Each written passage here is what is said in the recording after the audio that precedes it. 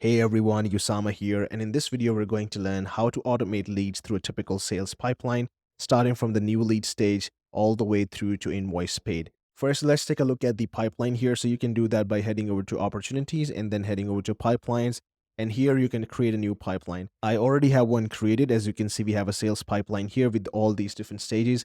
Now, the goal is to ensure that we get the maximum amount of people from the new leads, which is the first stage, to the last stage, which is invoice paid. And in order to do that, we'll have to create some automations, making sure that we're taking care of all these leads through the different stages. So let's dive right into it, and we're going to deal with each stage one by one. All right, as you can see, we have the first stage, which is new leads. Now, this is where the people coming in from our ads, maybe they're filling out the Facebook lead forms or a funnel form, and they should be populating under this stage. So in order to do that, we have to create our first automation. So what we have to do is head over to automations right here. Then we are going to create a new workflow, and then we're going to scroll down a little bit and choose the recipe fast 5. This automation is already pre-built with some amazing automations, and it tries to have the maximum touch points within the first 5 minutes of the lead filling out the form. Now, this is really important because a lot of case studies have shown that if you engage with the leads within the first 5 minutes of them filling out the form or reaching out to you, you can get the maximum responses. So that's the goal. This automation already has that. So you can customize this automation right here. It already has some awesome email and SMS actions right here. And if the lead does not respond, as you can see, we have an if else condition here.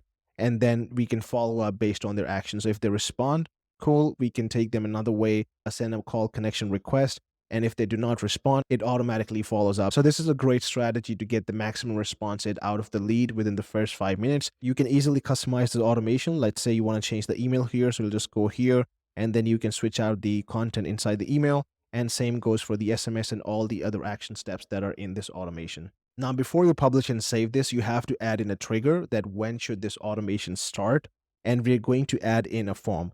Now, if you type in form here, you'll get a few different options. So of course, you can trigger this automation based on where you're hosting the ads. So maybe you're doing Facebook lead ads, or maybe you're doing TikTok or LinkedIn. For this example, I actually have a funnel form because I'm driving my Facebook traffic to a funnel, which already has a form in it. So I'm going to choose this one right here. Then I'm going to add a filter to choose my form, and I'm just going to search for it, select that, and hit save trigger. So anytime somebody fills out this form, they will start getting all of these automations. And we are going to also update this opportunity action right here, which is we want to place these leads into our sales pipeline, and the stage should be new leads.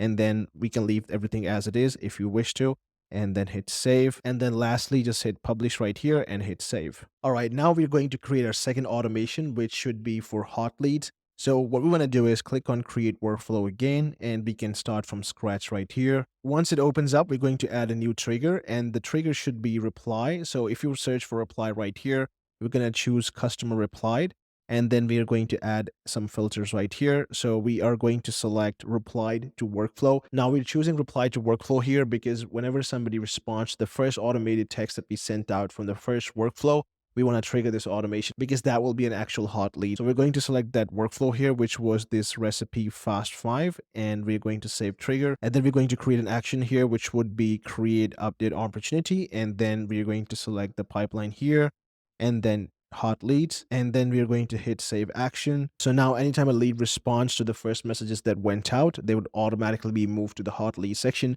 So we know that we have to prioritize these people because they are responsive and we can get them right away. You can also add more actions if you need to. Just like adding a tag is really common because you can differentiate these leads from the other leads that are in your system.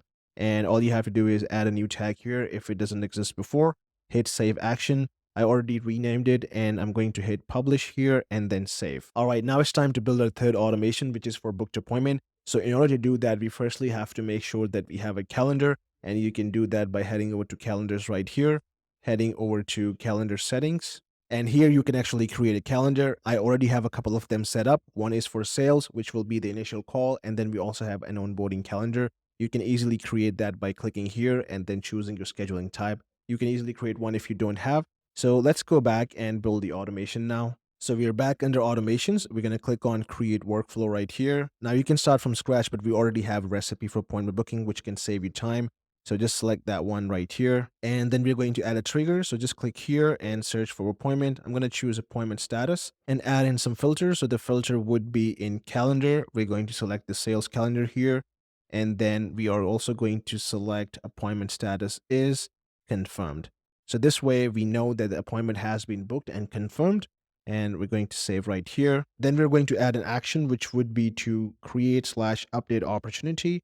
Select the sales pipeline right here and select the booked appointment, hit save. And then you can also customize these texts that are going out, just change the wording. You can also add an email action so that you can send confirmations and even reminders for the lead that has booked the appointment. Once you're satisfied, just hit publish and hit save. All right, so next stage is verbal yes. Now, this is where people from the call center, if you're calling yourself, would be dragging the leads manually, because this is something that you can only find out maybe on a call. And let's say this person is interested and then you want to move them to verbal yes.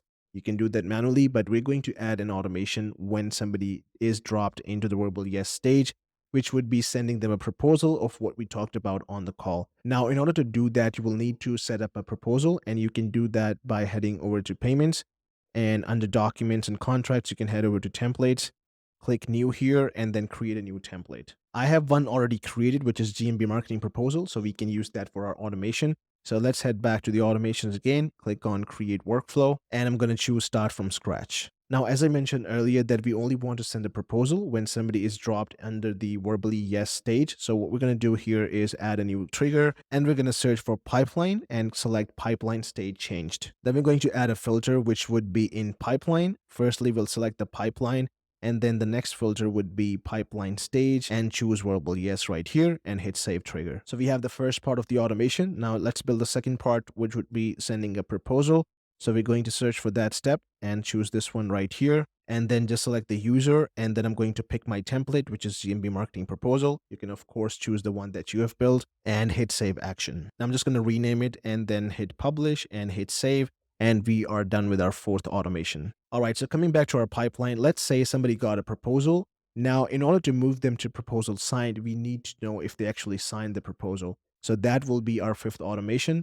And I'm going to head over to the automations again and create our fifth automation. So for this one, our trigger would be proposal and estimates. We have to choose that first. And I'm going to add in a filter, which will be document type is proposal. And then we will add another filter, which will be status is signed or accepted, and then hit save trigger. So now this automation will trigger when somebody signs the proposal we have sent them. And the first step that we will do is change their or update their opportunity inside the pipeline. So we'll select the pipeline right here and then update their stage to proposal signed, hit save action. Now, before we hit publish, there's one more thing we have to do, which is if they have agreed to the proposal, because usually in the proposal, you'll mention this is what you will do, these are the terms, and this is what the pricing will look like. So if they've signed on it, it means that they are ready to pay you guys and then get the onboarding process started. So what we'll do is add in another step, which is to send invoice. We'll choose this action right here. Then I'm going to select the user again and then choose the template. If you do not have an invoice template, what you can do is head over to payments right here, and under invoices and templates, you can create a new template right here. Now I'm going to keep the payment mode live because I will be receiving actual payments, and then hit save action. And the last step is again to publish this, and that is pretty much it. Now, if we come back to our pipeline, there's one last stage that we have to create an automation for, which is invoice paid. So I'm going to go back to automations again and create a new workflow.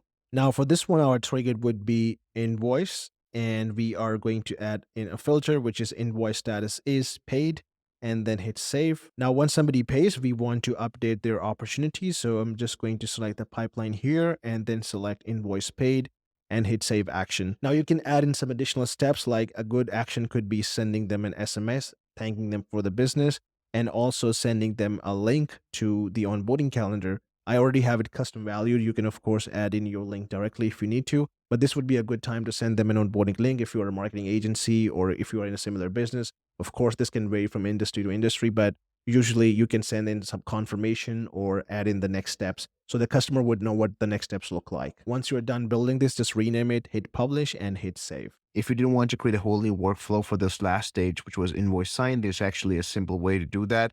All you have to do is head over to payments under documents and contracts.